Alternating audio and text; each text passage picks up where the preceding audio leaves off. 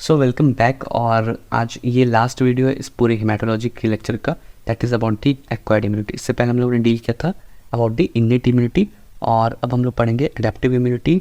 और इस वीडियो के एंड में आप लोगों को इस मतलब ये वीडियो खत्म हो जाने के बाद मैं पोस्ट करूँगा, कम्युनिटी पोस्ट कर दूँगा, जिसमें I will be giving the PDF of the पूरा हेमाटोलॉजी का लेक्चर। ठीक है, सो उससे पढ़ोगे और अगर नोट्स काइंड ऑफ तुम्हारा अच्छे से हो जाएगा, रिवीजन हो जाएगा, उससे यूनिवर्सिटी एग्जाम्स में लिखोगे तो तुमको काफ़ी हेल्प होगा। ठीक है, चलो शुरू करते हैं हम लोग अबाउट दी एक्वायर्ड इम्यूनिटी। तो जैसे कि हम लोग पढ़े थे कि innate immunity is the first line of defence, वैसे ही adaptive immunity is the second line of defence. तो पहले एक्वायर्ड इम्यूनिटी, पहले इन्नेट इम्यूनिटी आया, फिर एक्वायर्ड इम्यूनिटी आया, फिर ये स्पेसिफिक है, वो नॉन स्पेसिफिक था। ये इसमें मेमोरी है। क्यों मेमोरी है? About the T lymphocyte and B lymphocytes होते हैं।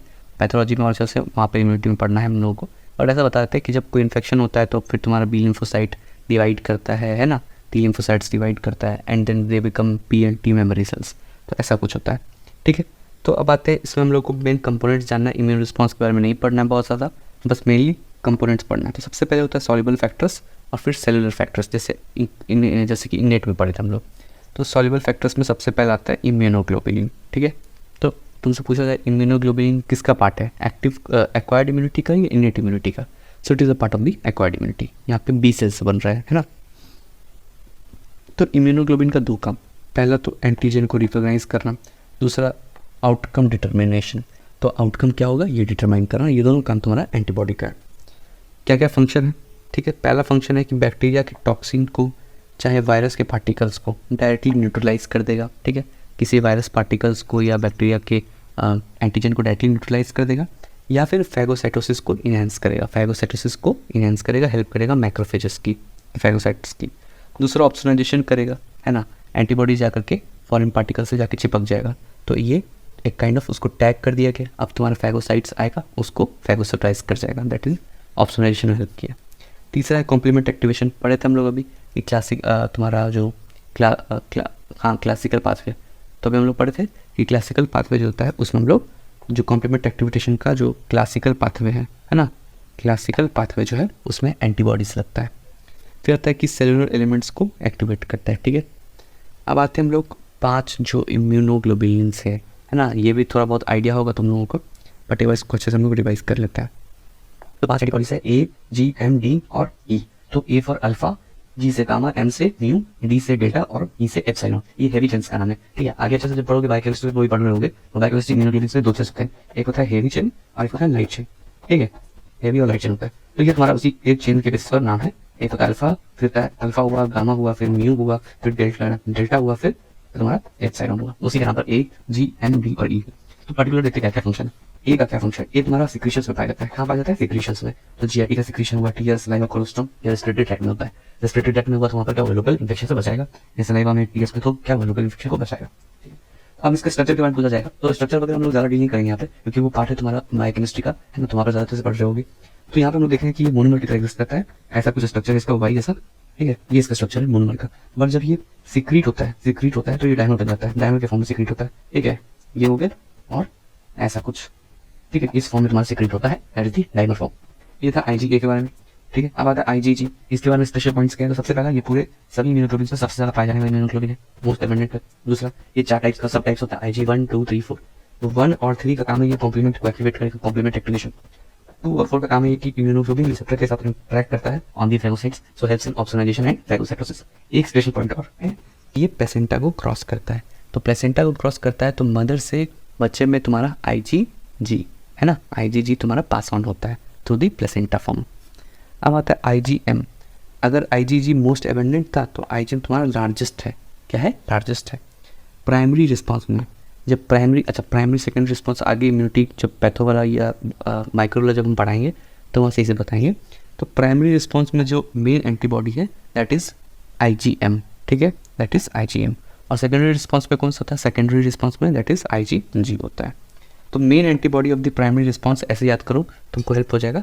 Main antibody of the primary response is, तो IgM होगा। और ये पेंटाफॉर्मर के फॉर्म में होता है, जैसे हम लोग पढ़े थे अभी। ऐसे ये तुम्हारा Y है ना, ये एंटीबॉडी है, तो ये सिंगल है ना, ऐसा टोटल 5 को जोड़ोगे तो वैसा होता है तुम्हारा IgM, पेंटामर फॉर्म में होता है, इसलिए लार्जेस्ट है, उसका मॉलिक्यूलर वेट सबसे ज़्यादा होता है। फिर आता है IgD, ये तुम्हारा बी सेल के रिसेप्टर के लिए एक्ट करता है। ज़्यादा इसमें स्पेशल पॉइंट डी के बारे में नहीं है, बस यही कि ये बी सेल के रिसेप्टर की तरह एक्ट करता है। फिर IgE है, ये तो अभी हम लोग पढ़ रहे थे कि ये एंटी पैरासाइटिक एक्टिविटी है और एंटी एलर्जिक है, यानी जब तुमको एलर्जी है तो तुम IgE कराओगे तो बढ़ावा मिलेगा, और पैरासाइटिक इन्फेक्शन हुआ तो भी तुम्हारा बढ़ावा मिलेगा। तो काइंड ऑफ इसमें हेल्प करता है। अब हम लोग आते हैं तुम्हारे साइटोकाइन्स में, सॉल्युबल फैक्टर्स में दूसरा साइटोकाइन्स। साइटोकाइन्स एक जनरल टर्म है जो लोग लिम्फोकाइन्स, मोनोकाइन्स और अब सभी ऐसे सेल प्रोडक्ट्स के लिए हम लोग यूज करते हैं जो कि दूसरे सेल्स की बिहेवियर को अफेक्ट करता है। तो साइटोकाइन्स एक केमिकल है जो कि किसी सेल ने रिलीज किया और उसके बाद वो दूसरे सेल्स को अफेक्ट करने लगता है। जैसे हम लोग बोलते हैं इंटरल्यूकिन्स। इंटरल्यूकिन्स क्या है? तो ल्यूकोसाइट्स, ल्यूकिन्स है, देखो लिम्फोकाइन्स यानी लिम्फोसाइट्स है, ल्यूकोसाइट्स है, और मोनोकाइन्स मोनोसाइट्स है। तो ये तुम्हारा केमिकल्स को रिलीज करते हैं और ये फिर तुम्हारे दूसरे सेल्स को अफेक्ट करते हैं। That is called interleukin. जैसे हम लोग प्रोसेस में करते हैं इंटरल्यूकिन 3, 5, 6 ऐसा था ना, तो बस वही इंटरल्यूकिन मतलब एक सेल ने सिक्रीट किया और बाकी सेल के फंक्शन को तुम्हारा अफेक्ट कर रहा है। ठीक है, ये साइटोकाइन्स हो। और अब आते हैं हम लोग सेलुलर फैक्टर्स के बारे में, जिसमें टी और बी लिम्फोसाइट्स है, और यही दोनों के बस। तो T lymphocytes, T for thymus, तो थाइमस डिराइव्ड है। अब टी लिम्फोसाइट होता है टोटल 10 टाइप्स, है ना, 1 to 10। तो इसमें 1 to 10 इसको डिवाइड किया with the use of monoclonal antibodies. ये क्या होता है मोनोक्लोनल एंटीबॉडीज? बायोकेमिस्ट्री पढ़ना है ना, ठीक है। तो उसका यूज करके उन्होंने टोटल 10 टाइप में इसको डिवाइड किया है। ठीक है, अब आते हैं इसका 2 टाइप जो मेनली इंपॉर्टेंट है, एक होता है T4 और एक होता है T8। सबसे ज्यादा इसी दोनों के बारे में सुनोगे, एटलीस्ट फर्स्ट इन 2 जरूर सुनोगे।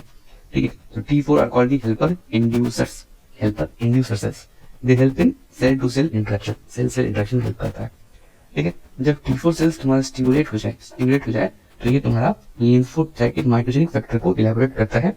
लिम्फोसाइटिक माइटोजेनिक फैक्टर नाम पर, लिम्फोसाइटिक माइटोजेनिक फैक्टर, माइटोजेनिक मतलब माइटोसिस प्रोड्यूसिंग फैक्टर। ठीक है, तो ऐसा फैक्टर जो माइटोसिस को प्रमोट करता है, that is the lymphocytic mitogenic factor को इंक्रीज करता है, सिक्रीट करता है T4 सेल्स, ताकि तुम्हारे जितने भी लिम्फोसाइट के क्लास है, यानी कि चाहे तुम्हारा T4 हो, T8 हो, या फिर तुम्हारा जो भी बी हो, सेल सारे तरह के सेल को तुम्हारा रैपिडली डिवाइड करना शुरू कर देता है। ठीक है, फैक्टरी स्टिमुलेट कर देता है सारे, डिवाइडिंग स्टिमुलेट कर देता है सारे लिम्फोसाइट क्लास को। That is the use of the lymphocytic mitogenic factor, that is the T4 cells secrete होता है। दूसरा फंक्शन है कि ये सरफेस एंटीजन को एक्सप्रेस करता है, जो कि बाद में टी और बी सेल्स और मैक्रोफेजेस एक तरह से उसको रिकॉग्नाइज करने में हेल्प करता है। तो T4 सेल का 2 फंक्शन, पहला ये लिम्फोसाइटिक माइटोजेनिक फैक्टर्स को रिलीज करेगा, जिससे जितने भी तरह के लिम्फोसाइट्स सब स्टिमुलेट हो जाएंगे। दूसरा ये कि तुम्हारा ये जो तुम्हारा T4 सेल्स है, ये अपने सरफेस पर जो फॉरेन एंटीजन उसको एक्सप्रेस कर लेगा। एक्सप्रेस करने से ये होगा कि तुम्हारा मैक्रोफेज ई सेल या बी सेल उसको आइडेंटिफाई कर लेगा और फिर बाद में उसके ऊपर एक्शन लेगा। So that was about T4 cells, ठीक है। So now talking about the T8 cells, that is the cytotoxic killer cells. तो T8 सेल्स को जब स्टिमुलेट करते हैं तो ये बी सेल के प्रोडक्शन को सप्रेस करता है। बी सेल का जो प्रोडक्शन हो रहा है एंटीबॉडी, यानी कि जब बी सेल एंटीबॉडीज को प्रोड्यूस कर रहा है तो साइटोटॉक्सिक T8 सेल्स जो है वो उसको इनिबिट कर देता है। ठीक है, और IgG इम्यूनोग्लोबिन जी के FC पोर्शन के थ्रू ये एंटीजन को रिकॉग्नाइज कर सकता है जो कि एंटीबॉडी से अटैच्ड है। तो एंटीबॉडी का 2 फ्रैक्शन होता है, FAB और FC। FC मतलब क्रिस्टलाइज्ड फ्रैक्शन ऑफ क्रिस्टलाइजेशन वाला पार्ट।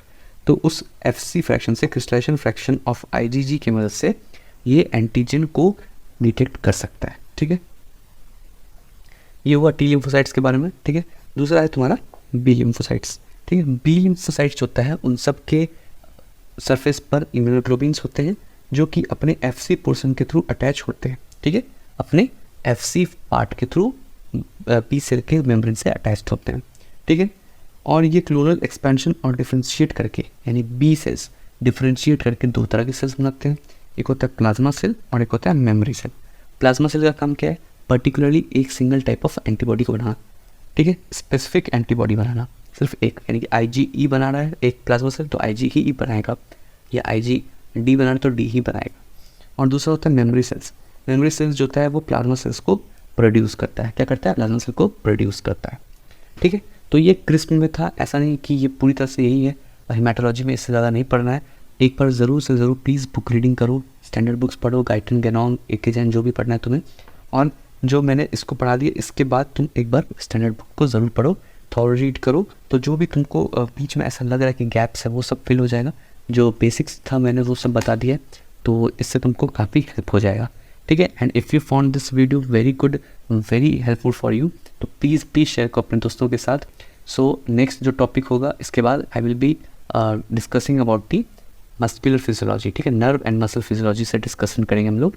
एंड इस हेमाटोलॉजी का जो PDF है वो कम्युनिटी पोस्ट में इस वीडियो के बाद पोस्ट कर दूंगा, ठीक है। So it will be very helpful for all of you.